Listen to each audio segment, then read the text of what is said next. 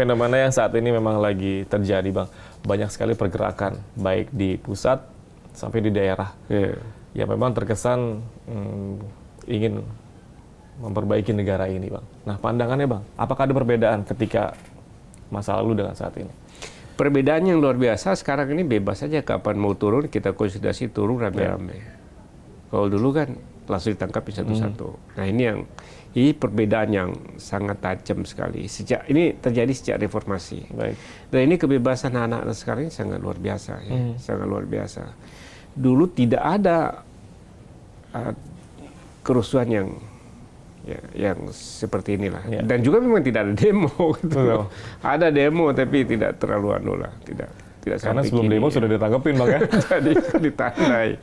Tapi ya saya sih apresiasi ya anak-anak mahasiswa yang tetap memiliki sensitivitas atas masalah-masalah bangsa dan mereka turun rame-rame.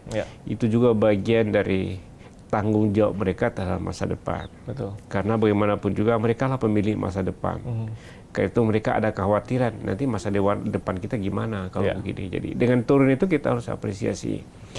Hanya saja memang kelihatannya ada orang-orang yang di luar mahasiswa yang bikin masalah. Itu yang ditakutkan, Bang, ya sebenarnya. Ini sebenarnya ini yang sebenarnya. Ya anak saya pun baru masuk demo juga. Dia minta izin ya ikut aja, saya bilang. Diperbolehkan, Bang, ya? Iya, saya gimana pun ikut aja saya bilang. Cuma saya bilang kalau lewat jam 5 jangan sampai waktu malam kamu harus pulang. Karena saya tahu saat-saat itulah saat-saat terus. Betul. Saat-saat itu yang nggak benar itu muncul. Karena itu saya bilang saya jam 6 mundur ke belakang. Jadi memang boleh melakukan aspirasi, tapi harus sesuai dengan regulasi juga. Regulasi saya ingatkan. Ya, silakan saya bilang gitu. Anak Bang Hamdan tuh turun ke lapangan. Ini ceritanya gimana, Bang? Dia minta izin, Pak, saya mau ikut demo, dia bilang gitu. Saya mau ikut demo, Ya udah nggak apa-apa aja, karena kamu baru di belakang-belakang aja, sebenarnya gitu. Jadi jangan di depan gitu ya? Iya, karena baru kan. Gitu. Berarti kalau udah jadi semester lama mungkin suruh di depan ya? Itulah ini ya, karena baru kan belum tahu. Jadi. Tapi nggak khawatir, Bang, ngebolehin demo?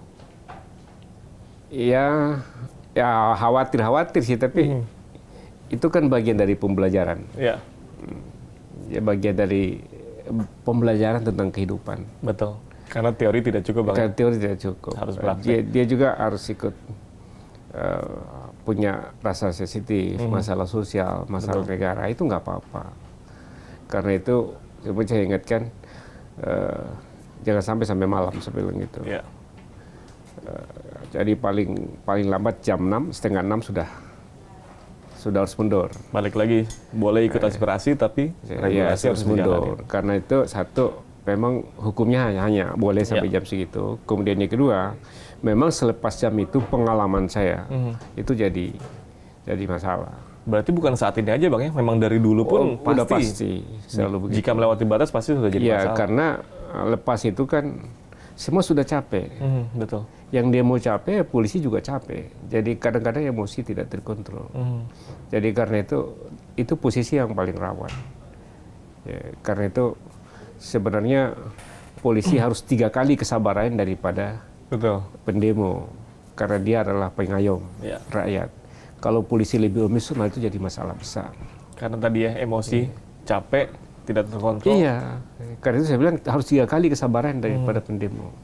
Baik. Karena dia pengayom rakyat gitu.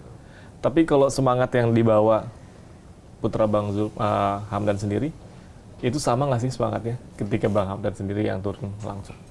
Kalau Abang melihatnya? Saya kira beda konteksnya. Jadi masalahnya beda, ya, tapi tetap kaitan dengan masalah kepentingan rakyat, kepentingan rakyat sama saja, kepentingan umum lah. Secara umum sama saja lah, semangatnya pasti sama. Ya. Konteksnya beda dan isunya tentu beda. Baik. Atau Bang Hamdan sendiri melihat banyaknya teman-teman, entah itu bisa dikatakan mahasiswa ataupun masyarakat ataupun oknum yang memang masih melakukan aksi demonstrasi di atas jam memang sudah diatur. Menurut Abang gimana, Bang? Memang demo-demo memang harus ada kesadaran, ya, harus kesadaran. Demo itu kan menyalurkan aspirasi dalam jangka waktu yang ada. Silakan dari pagi sampai apa. Kalau kelewat dari situ, ada juga kan orang yang bisa terganggu. Ya. Karena itu hak itu jangan sampai juga terlalu lama melanggar hak orang lain. Ya, jadi karena itu, dan tidak boleh juga melarang orang untuk demo. Ya. Untuk demo, unjuk rasa itu hal yang memang gak bisa nggak, itu bagian dari negara demokrasi. Ya. Karena itu saya bilang mahasiswa yang rapi jalan menuntut, ya. Kalau memang belum hari ini, besok lagi dilanjut gitu. Ya, kalau memang belum hari itu biasa saja. Tapi kalau kita bicarakan masalah hari ini belum, besok lagi, berarti kan salah satu permasalahannya di tuntutan, Bang, ya.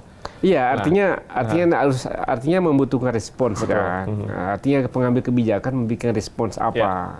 Ya. Jadi responsnya itu penting. Betul. Ya, karena jangan sampai unjuk rasa ini tidak memperoleh respon. Itu kan bagaimanapun juga akan membuat ini itu masalah bisa lebih besar. Berarti yang harusnya dilakukan oleh pengambil kebijakan ketika ada tuntutan harusnya ada respon balik, Bang, ya. Ya betul, harus ada responnya apa. Ya, karena kalau enggak kan bisa lebih besar. Karena itu untuk mengantisipasi tidak bisa kita pakai jangan demo, pakai pentongan, itu nggak benar. Tapi pengambil kebijakannya memberikan respon. Itu yang paling penting. Itu kan proses dalam sebuah negara demokrasi. Ya. Mungkin ini pertanyaan mewakili masyarakat juga, Bang. Kalau kita melihat peran aparat yang memang harus juga menjaga keamanan, terus lalu lintas segala macam. Tapi mereka juga di satu sisi punya sisi humanis, Bang. Ini dilematis yang sangat sering terjadi. Kalau Abang sendiri melihatnya gimana? Itulah saya katakan tadi, kesabaran harus 3 kali lipat. Karena pengayom rakyat, melindungi kepentingan umum. Jadi harus sabar lah ya. Memang karena itu tidak boleh mudah terpancing. Dalam di aturan internasional ada SOP-nya. Kapan dia, jadi ada SOP untuk mengawal demo ini, ada SOP semua. Jadi kapan melanggar SOP itulah yang jadi masalah. Betul. Itulah yang jadi masalah. Jadi misalnya ada satu polisi yang kelihatan mukul-mukul apa, itu nggak benar sudah. Betul. Itu polisi harus mengambil tindakan yang tegas. Belum dewasa sebagai polisi. Seperti yang di viral itu nggak benar. Betul. Itu nggak boleh. Jadi memang harus semuanya bagaimanapun dia adalah pengayom rakyat. Jadi semarah-marahnya rakyat, dia harus bertindak sabar dia. Begitu memang tanggung jawabnya itu. Dan Bang Amran, kalau kita kaitkan dengan media sosial, Bang, yang harus selain ditakuti masyarakat adalah berita-berita bohong ataupun hoax, Bang. Pandangannya gimana, Bang? Karena saat ini kan sangat mudah sekali, Bang, kalau bahasanya digoreng, Bang. Iya gini, jadi dari beberapa sisi, saya kira kita kutuklah yang membuat berita hoax itu. Itu dosa besar dalam agama Islam. Karena itu bisa merusak. Dosa besar, itu nggak boleh dilakukan oleh umat Islam. Itu pertama. Kemudian yang kedua, bagi masyarakat biasa yang membaca sebuah berita, bisa dicek kok, gampang kok. Melalui media bisa dicek kok.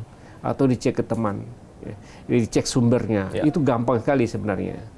Nah, itulah yang harusnya kita lakukan dalam masyarakat yang lebih dewasa. Jangan langsung menerima berita hoax itu cepat bisa kita konfirmasi di mana-mana. Kemudian yang kedua, tanggung jawab negara. Negara harus cepat bisa mengambil tindakan stop itu berita, kan bisa dilakukan. Atau kalau memang ada benar, harus cepat diklarifikasi secara resmi. Harus ada counternya, Bang, ya.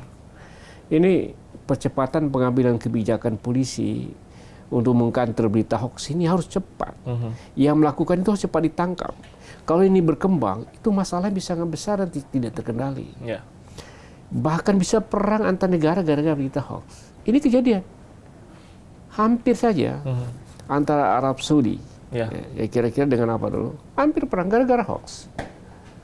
Jadi tidak main-main gitu. Karena itu apa yang membuat pemicu masalah sekarang ini menjadi cepat sekali eskalasi. Betul.